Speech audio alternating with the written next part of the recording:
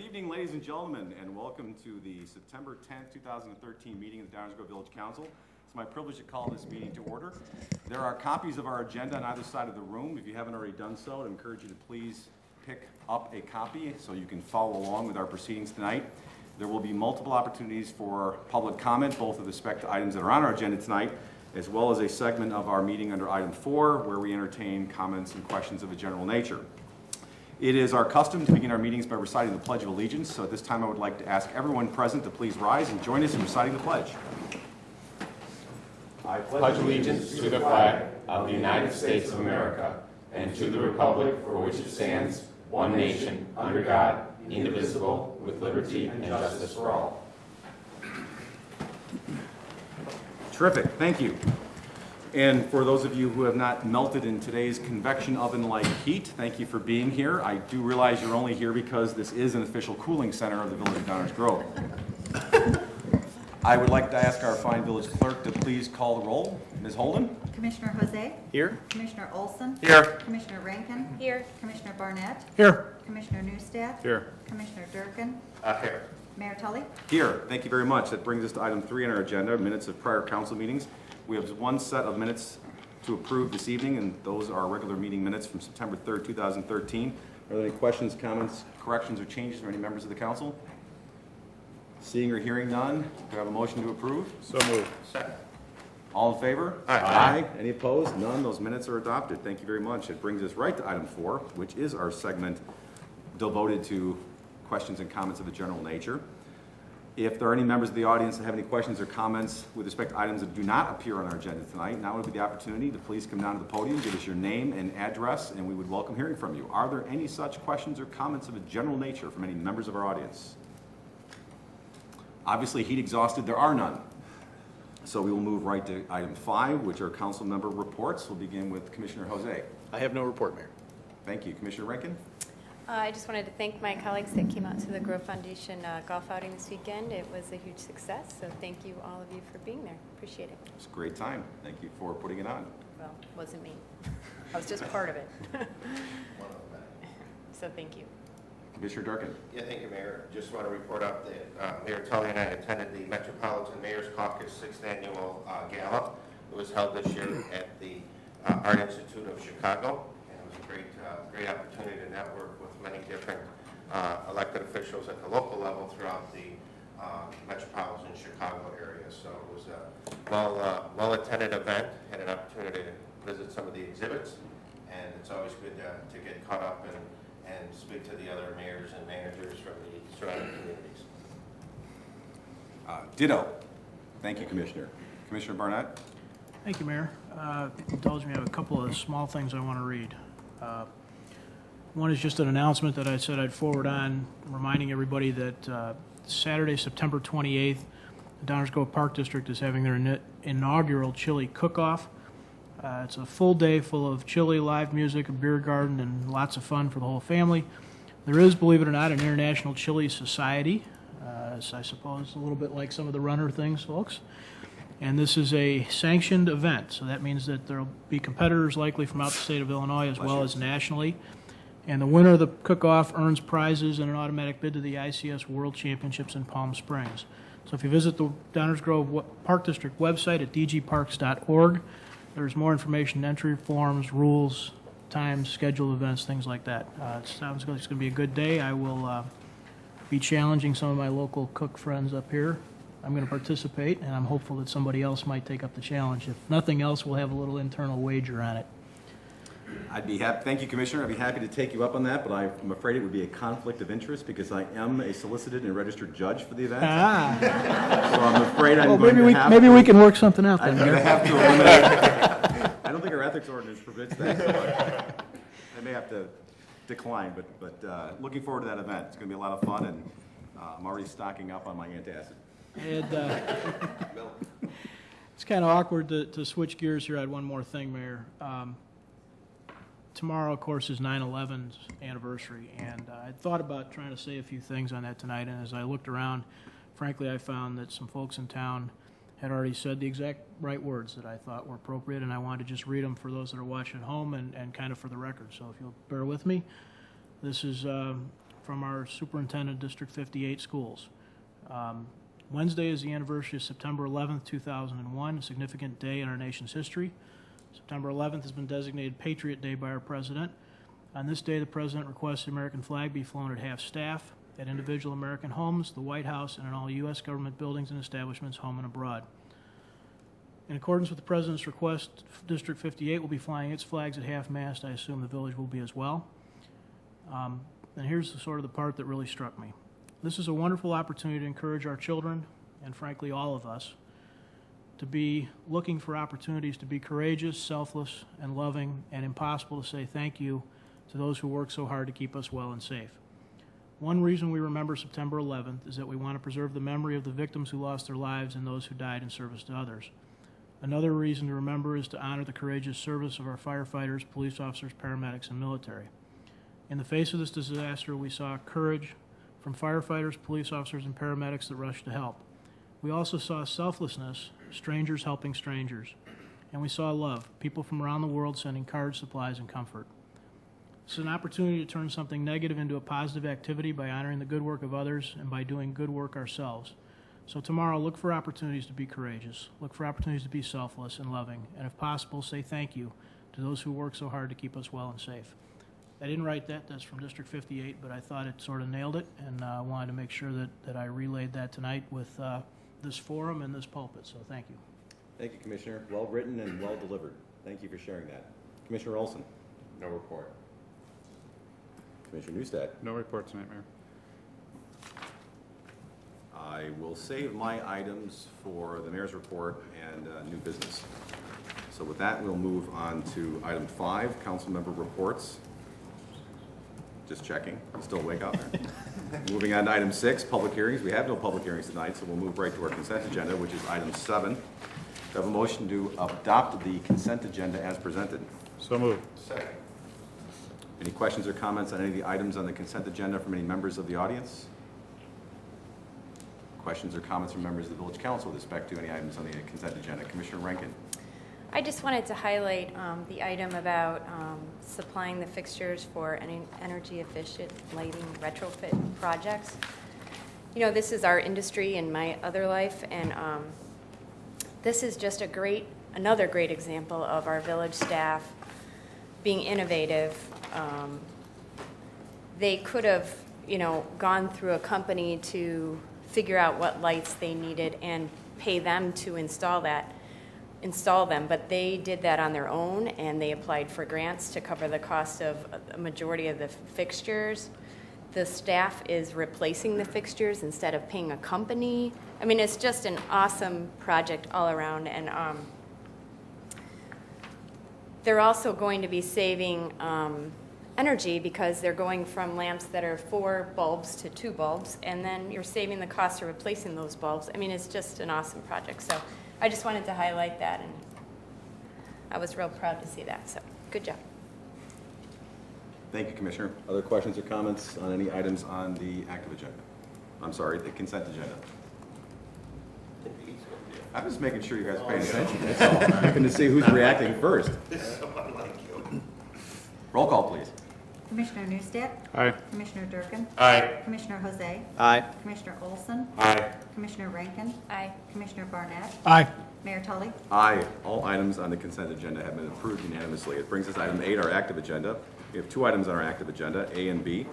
First, with respect to item 8A, do I have a motion to adopt an ordinance that would authorize a special use with a zoning variation for 1149 Ogden Avenue to permit construction of a coffee shop restaurant with a drive-through use? So moved. Second. Any questions or comments on this item from any members of the audience? Any questions or comments from members of the village council? Roll call, please. Commissioner Newstead? Aye. Commissioner Durkin? Aye. Commissioner Jose? Aye. Commissioner Olson? Aye. Commissioner Rankin? Aye. Commissioner Barnett? Aye. Mayor Tully? Aye, the matter passes unanimously. We'll look forward to the project. Good luck. Brings us to item 8B. Do I have a motion to approve the 2013-2015 long-range plan of the Village of Downers Grove? Mayor Tully, I move to approve the 2013 to 2015 long-range plan of the Village of Downers Grove. Second. Any questions or comments on the 2013 to 2015 long-range plan from any members of the audience? Hearing none, any questions or comments on the item from members of the Village Council? Commissioner Neustadt? Just quickly, we've talked about this at numerous meetings, but I think the final approval and then the implementation of the plan is important. This plan is driving our organization into the future, not only with our budget for next year, but with budgets in subsequent years. Sets the action plan for items that our staff will be working on and the council will be setting policy for. I think we have a great document to move forward. It is a moving document, but as I talked with some of my colleagues today, one of the things that we have to remember that while this is the long-range plan with action items, one of our goals is to always offer exceptional municipal services, and I think that that needs to always rise to the top with the long-range plan supporting that as well. So great job by everybody up here in the council and our staff to get to the point we are today. And the next step is our budget. I look forward to working on that with everybody as well. That's it, Mayor. Thank you. Thank you for the comment. Other questions or comments on this item from any members of the Village Council? Hearing none, roll call, please. Commissioner Neustadt? Aye. Commissioner Durkin? Aye. Commissioner Jose? Aye. Commissioner Olson? Aye. Commissioner Rankin? Aye. Commissioner Barnett? Aye. Mayor Tully? Aye. The matter passes unanimously, and we now have an official 2013-2015 long-range plan. And I also want to thank everyone for all the efforts that went into putting it together, and a considerable amount of time, focus, and conscientiousness that all my colleagues put into the document. I think it reflects a great plan for the next 2 years, and if we accomplish even half of all the items on there, I think it will be a darn good 48 months. Mr. Fieldman is wiping his brow as I speak. Right. We wrote that down, 50% of the items. All of them. Thank you. That brings us to the end of our active agenda. Brings us to item 9, our first reading. We have one item under our first reading, our workshop segment of our meeting, where we entertain items for presentation and discussion only and potential action at a future point in time. Custom dictates that we turn it over for presentation to village staff. Mr. Fieldman, if you would, please. This one item deals with neighborhood traffic study number 2, and you see the ordinance that would establish various amendments to our stop and yield sign locations. Here to present this item is our Public Works Director, Nan Newland. Good evening. Good evening. I'm very happy to be here tonight to present this item. It's our second neighborhood traffic study. You'll recall about a year and a half ago we wrapped up study area number 1, which was just to the south of the downtown between 55th Street and Maple from Fairview, kind of to Maine. We made some great improvements in that neighborhood. This is our follow-up study. This is study area number 2, which is just to the northwest of the downtown. It's bounded by Ogden Avenue to the north, Main Street to the east, Warren Avenue to the south, and Lee Avenue to the west. This was we picked this neighborhood because we received quite a few calls, requests for stop sign changes, stop signs in this neighborhood. It's home to 3 schools. We have Herrick Middle School, Pierce Downer, and Downers Grove North, so we have a lot of traffic in and out of this neighborhood. It's also between Ogden Avenue and downtown, so it's a busy neighborhood, so that's why we picked this as number 2. What it does is, the idea is to move away from a case-by-case, intersection-by-intersection approach to looking at traffic control, to looking at it as a whole system and how traffic moves throughout the neighborhood as a system. So just a few of the goals that we approach this project with is to really, as I said, to look at it as a whole neighborhood and look at intersection traffic control.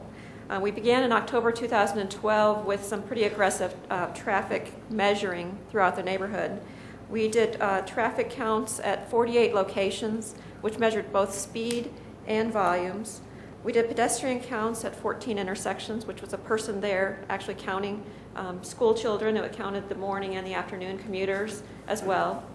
We also did manual peak hour traffic counts at intersections where we're measuring right turns, left turns, straight throughs at these key intersections to really get a sense of the neighborhood.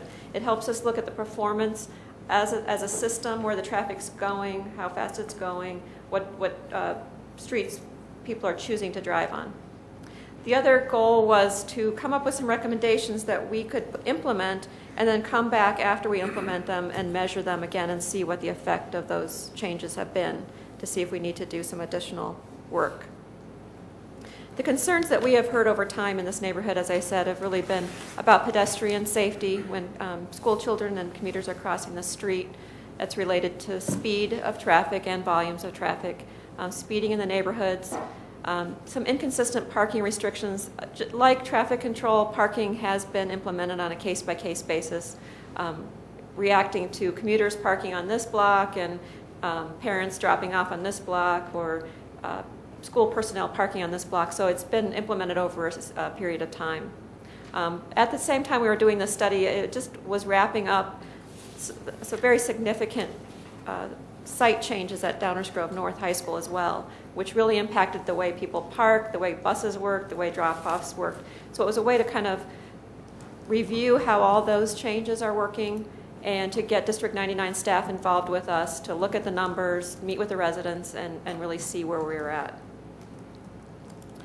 The key findings from this study were, we found that traffic volumes, the amount of traffic on the streets, was found to be within the established standards of 400 to 1,500 vehicles a day for local streets, which the majority of the streets in those neighborhoods are designated as local streets. The traffic volume on the neighborhood collectors, which in that neighborhood are Warren, Prairie, Franklin, Saratoga, and Forest, not all segments of them, but major segments of them, were also found to be within the established standards. So we found that the traffic volumes were not out of sync with what we would expect them to be in those neighborhoods. We found that the changes at the Downers Grove North campus have improved transportation and parking operations. At our resident meeting that we had in February this year, we had staff there from Downers Grove North and District 99, and we had quite a dialogue with the residents there and found that there has been a lot of communication with District 99 and the Downers Grove North staff.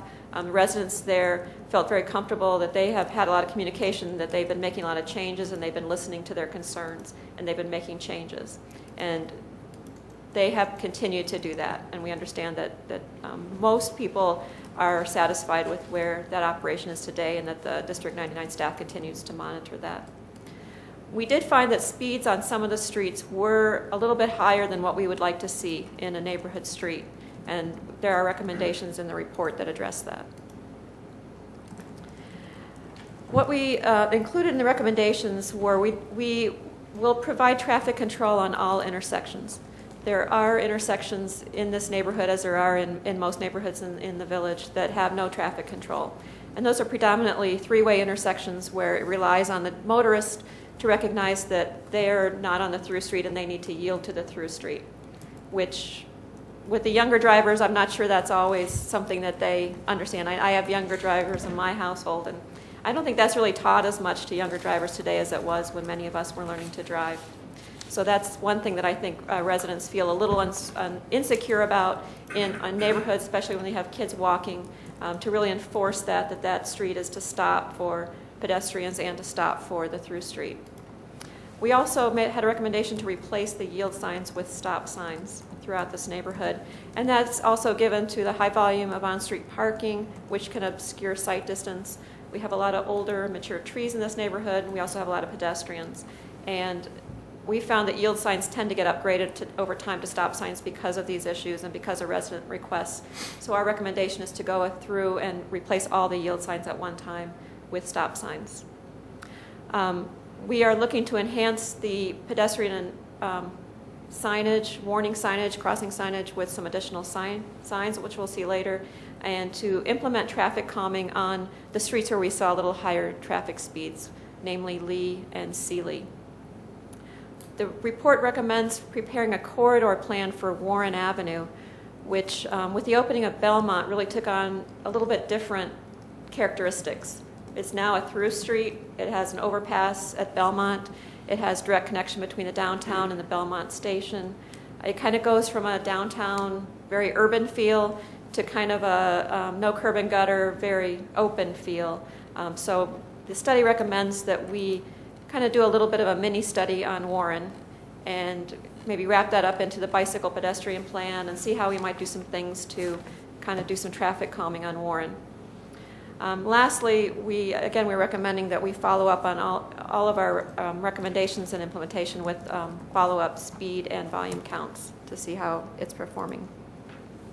This is a summary of the intersection changes that are proposed. There are it's basically saying there's 4 traffic signals at the perimeter of the neighborhood. There were 9 all-way stops, and we're recommending adding 1 additional all-way stop in the area of Prince Pond because of the park and the pedestrian traffic through there. The 33 existing traffic control intersections to 59 reflects the addition of stop signs where we have uncontrolled intersections, and the yield signs as well. And it shows us going to no yield signs and no uncontrolled intersections. This exhibit is included in the plan, which is on the website, which shows the locations of these proposed signs. I know it's hard to see on here. The red are the existing stop and yield signs, and the green are the proposed locations. And then my last exhibit shows the recommended pedestrian traffic control device recommendations, which is to add 9 additional warning signs for school crossings, and one of them is just for a regular pedestrian crossing. If these recommendations are approved, we're set to begin implementation right away, and we would do our typical communication to alert motorists of new signs. We usually use flags to let them know that there's a new traffic control device in place. We would follow up with that with counts, like I said, to monitor how it's working. Our traffic calming devices, the report recommends kind of a menu of devices, starting stage 1, which is basically enhanced signage, which you might have seen in some other locations where we put the 25 with the yellow border on it. We also do a neighborhood 25 sign with brown on it. Those we have already implemented on these streets. The second step is to do the driver feedback signs, which you've seen on some other streets. We will be moving those signs to these streets in the near future to see how the speeds react to that. Solution may be more of a permanent radar feedback sign on some of these streets. What we're trying to address is the issue of this long blocks between Ogden and Prairie. In some of these cases, we don't have significant side streets where we can really have intersections to stop traffic. So we're going to be looking at these types of measures and see how they respond to these controls. So I'd be happy to answer any questions you have. And Terrific. Thank you very much, Nan. Are there any questions or comments from the audience with respect to the presentation? Hearing none, questions or comments from the Village Council? I do. Oh, sorry. That How did I wasn't not raising- see that? I don't know. Commissioner Newstead. Having lived in this neighborhood for 37 years, I welcome a lot of these changes. On Sealy right now, and on Montgomery where I grew up, the yield sign change I think is going to be a big improvement. Seeing the cut-through traffic from Ogden to Warren and some of the business uses that are along Warren Avenue now as their employees and such are driving down those roadways, I think having that definite stop at Warren is going to be a benefit to all the motorists. Nan, you mentioned something about a mini study on Warren. I think that's a great idea. I might suggest to extend it down Burlington and Walnut as well. I travel that way in the morning often, and it's becoming kind of a thoroughfare also from Ogden heading east. But these are great changes, and it's really good to see. As I was going through the minutes of the meetings, we had a pretty good cross-section of neighbors and residents. We received a few emails from residents and neighbors in the area. And having gone through the process of being in the neighborhood, getting the information and the correspondence from the village was great. So it's interesting to be part of something that we're doing as a resident, also as a commissioner. So I think these changes will be great. And one last question. You said you were ready to get going. Is this something we're going to just do in-house with the sign changes with the Public Works crews? yes, these are all standard signs. We've been making signs kind of in our when we have a little downtime, so we've been kind of stocking up on the types of signs we'll need. Okay, great. That's all I had in here. Thank you. Thank you, Commissioner. Sorry about that. I think I was distracted by the Harlequin tie. That must have been it. Other questions or comments, Commissioner Olson? I'm sorry, Jose? Thank you, Mayor. 3 strikes, I'm out. Yeah, I Good was going to say, night. you're in rare form tonight. Motion to adjourn. Wait a second, the parliamentary dork in me says that's in order right now. Just a quick question. I'm sorry I didn't ask this before. How long after the implementation of the new signs do we do the follow-up counts on the speed and the traffic volume? I think we'll kind of see how long it takes us to get them all in place. We'd like to do them, it's best to put the counters out when there's no snow. So if we can get everything put in place and give it a month or so to kind of get used to, then, and we have time before the snow happens, we'll do that. If we can't, we'll come back first thing in the spring. Great. Thank you, Mayor. Thank you, Commissioner. Commissioner Durkin? Yeah, Nan, you had mentioned that possibly down the road you'd be looking at speed signs to be put up, which is something that we brought back from nationally the cities with the power, nuclear, what do you call it? Solar. Yeah, the solar powered, like radar gun that tells you going this fast. Is there any other new technologies or anything that you're going to be implementing in this large area when it comes to traffic calming? Any new striping or anything that is, you know, a lot newer than what, you know, a standard old stop sign or fuel sign or anything? Striping is suggested in level 2 of the traffic calming. I think I think the challenge is really where we have the long blocks. I don't know if this is something that we could do mid-block. I think it's something you'd have to look at. Okay. There's things that we've been implementing in all of our new construction, our reconstruction projects, where we're doing the bulb outs and we're kind of chicaning the street a little bit. That's a little harder to do in these areas where we don't have cross streets and we don't have curb and gutter. So I think we'll be looking for whatever options we can use. Is there a potential for speed bumps? That I would consider is really the last option. I think we'd like to try as many other options as we can. Okay. I mean, there could be something, I'd kind of like to look at maybe something closer to Ogden, maybe that transition of traffic as it's coming off Ogden Avenue to really slow it down, maybe some type of a gateway approach or I don't know. I think we'll get more creative as we look at our options. Oh, I have no doubt we will. I just came back from Bloomington, and along I-55 they had those speed signs. You know, you're going this fast, and maybe since we make our own signs, we can put a little sign under that says photo enforced, because it was amazing how many people actually were slowing down when that photo enforcement sign was on there, and the camera or the speed gun was saying you're doing X speed and the set limit. So I think that'll have a direct impact on it. So, well, good. That's all I have. Thank you. Okay. Thank you, Commissioner. Other questions or comments? Now you got to have a question, Commissioner Olson. I already called on you. True. Well, I just note I don't think we're permitted to have speed cameras in this town. We're not putting it. The sign would say photo enforced. Yeah, but that wouldn't be But That would be deceptive. deceptive. So, slow down. So I just wanted. Slow down would be appropriate. Yeah, yes. Yeah, the green men out with the flags. Yeah. I just wanted to note, it's my understanding of state law that no community except Chicago is allowed to have speed cameras and work zones and toll on the interstates.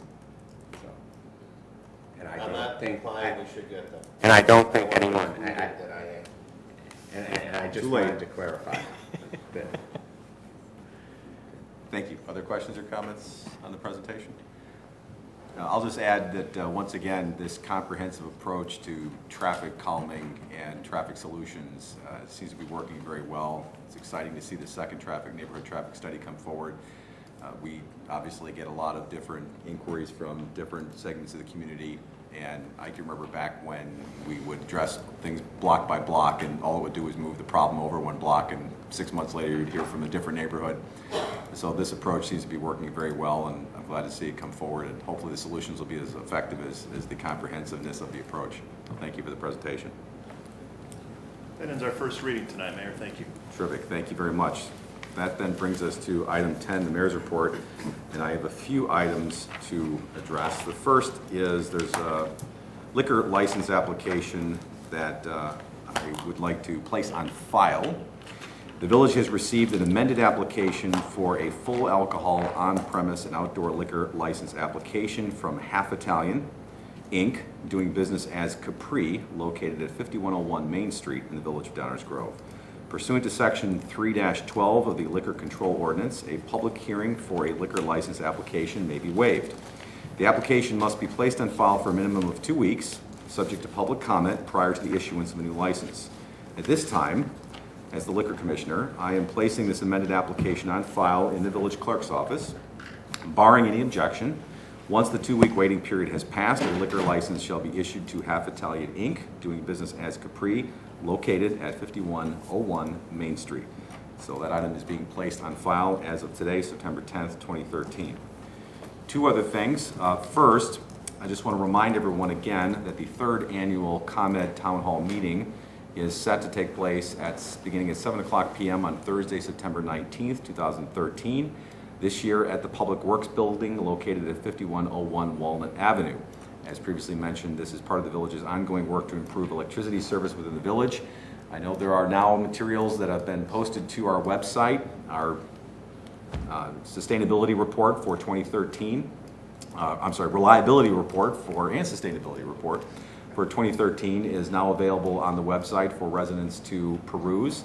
And we hope that any comments or questions or even any issues in advance of the meeting are communicated to the village by email or telephone or otherwise. And we'll do our best to try to address them at the meeting itself. So we're looking forward to another in-person discussion with representatives of ComEd with respect to the reliability and sustainability of electricity service within our community. And then last, I just want to welcome all of the class of 1983 graduates of Downers Grove North High School, to the extent they don't already live here, back to town for the 30th reunion. I have to profess that as a member of that class, it's making me feel very old that I'll be attending my 30th high school reunion, but I want to welcome all the Trojans back to town this weekend for the big reunion. And that's all I have for my report. That brings us to item 11, the manager's report. Mr. Fieldman. We would like to provide the council and the community with a construction update as we enter the fall season. And here to provide the construction update is Nan Newland again. Thank you. Welcome back. Thank you, Dave. I just wanted to give you some great news. I'm so proud of our staff. You have been very busy approving projects for us to build. Up until tonight with the relamping and the relight fixtures, you've approved 19 major construction projects this year. And as of this date, our staff has completed $11.7 million of capital projects on time and within budget, no change orders. And I just think that's a great accomplishment. I'm very, very proud of them. And I think that it just reflects well on how we're all working together and how we're communicating with the public and how we're controlling our costs. Just for a little bit of a summary, on our street maintenance side, we completed, as you know, Washington Street, which was street maintenance as well as water main replacement and storm sewer replacement. Main Street, which just got completed, also had water main replacement included. We've completed one of our 2 large street maintenance contracts. That was almost a $2 million contract. We're in the middle of our second one. That's really kind of one of our big outstanding projects for the year at the moment. On the street reconstruction front, we have substantially completed Concord Square as well as Oak Grove, both of them together, over $5 million in street reconstruction this year. On the water main side, we've completed over 6,000 feet of water main replacement and 4,400 feet of new water main in our newly annexed area. And we have 22 of our newly annexed residents who are in the process of hooking up to our new water main at the moment. They're very happy about that. On the stormwater and drainage front, we have replaced over 3,000 feet of water main, and we are continuing to work on Valley View and Kensington. We are also on the brink of, I hope, bringing forward a contract to work with the Park District to complete the dredging project at Barth Pond. That bidding is, they received proposals and we're in the process of reviewing those with the Park District. On the sidewalk front, we completed over 9,000 feet of new sidewalk this year, well before school started, and also our R&R work, and we replaced the traffic signal at Main and Grant next to Downers Grove North High School with very little village funding, and that was a much needed enhancement and as well as a safety enhancement for that project. So that really wraps up where we are at the moment. We still have work to do, but we're doing very well, and I think we're making great progress with our infrastructure. our commitment to infrastructure investment always takes front and center in the budget season, and we like to sort of connect these dots because our team really does do a great job throughout town, and while a lot of these projects are very visible, a lot of them are not unless you live in those neighborhoods. So another great year. We have a couple of projects that will be finishing up, and you'll see more of this going forward, a commitment to infrastructure because it's part of our long-range plan. We're happy to answer any questions. Thank you. Terrific report. Clearly, there's been a lot of activity this construction season. Whether you're in the neighborhood or not, I think it would be hard for it to escape your view. Certainly, hearing about it all in one setting really adds to the girth of the type of the projects that are being done. I know that we report on the projects on the website, but it struck me that it might be nice to maybe have one sort of map with highlighted areas that show everything in conjunction with this oral presentation of what's going on, so that people can actually visualize all the different things that are happening. Because I think it would impress even further how much is going on and how well it is tied to our budget. Well, that's a great setup, Mayor, because as you know, we launched the community maps portion of our website late last week. It's got some information about what features the village has throughout the community. And based on a suggestion from the mayor and others, we will put the construction update portion mapped onto the community maps section. That map is very easy to use. It's a Google-based product, and it's compatible with all the mobile devices that our residents may have. So within the next couple of weeks, we'll get some visuals up on the community map that express what Dan went through tonight. So it'll be a great idea if you hadn't already thought of it. But thank you for sharing that. I think that will be useful and will go very well hand in hand with presentations like this. Any questions from the audience with respect to the construction update? And as you say, more to come. Any questions from any members of the council? Terrific. Thank you very much for the report. I presume that brings us to the end of the manager's report? Sorry, that's our report. Thank you. That's okay. It's contagious. That brings us to item 12, Attorney's Report. Thank you. Mr. There are Trucca. only one item to present this evening. That's an ordinance establishing and amending stop and yield sign locations at multiple intersections throughout the village. Terrific. Thank you very much. That then brings us to item 13, council member new business. Do any members of the village council have any items of new business they would like to share with their colleagues at this point in time? Well, as I previewed earlier, I do have one, and that is a request that in future council meetings during what is traditionally item 5, council member reports, that we, to the extent appropriate, take that opportunity to report out on things of material interest to the village council with respect to what we observe or are participating in terms of our roles as liaisons to other government bodies, which would include the schools, the library, the park district, and so on and so forth, because we all have designated liaison roles to one or more of those organizations. Downtown management, EDC, the Chamber of Commerce would be other examples that come to mind. And given our enhanced participation in the DuPage Mayors and Managers Conference, I know each of my colleagues, as well as myself, have been participating in one or more committees. And to the extent that there are events or developments or, again, items of material interest to the village council that we may wish to report out during our council member reports, I think that would be a useful time to do it, because some of the strength of spreading out the participation in the way that we have is that none of us needs to be at everything. We can all share in each other's experiences and communications. And so not that I'm suggesting everyone has to have a report every week. Let me rephrase. Not that everyone has to have a report every week, but if there's some item of material interest that we think would be something worth sharing with other members of the village council, then I would just ask that that might be a good opportunity for us to do that. And I know that not every committee meets every time, and there might not always be something on their particular agendas that would be of material interest, but if there are, I think it would be an appropriate time to share that with everyone else. And so going forward, that would be something that I would like all of you to please consider. And that was my only item of new business. Sorry to scare you. Any other items of new business? Hearing none, that brings us to item 14. May I have a motion to adjourn? So moved. Roll call, please. Commissioner Neustadt? Aye. Commissioner Durkin? Aye. Commissioner Jose? Aye. Commissioner Olson? Aye. Commissioner Rankin? Aye. Commissioner Barnett? Aye. Mayor Tully? Aye. Thank you very much. We are adjourned. Good night.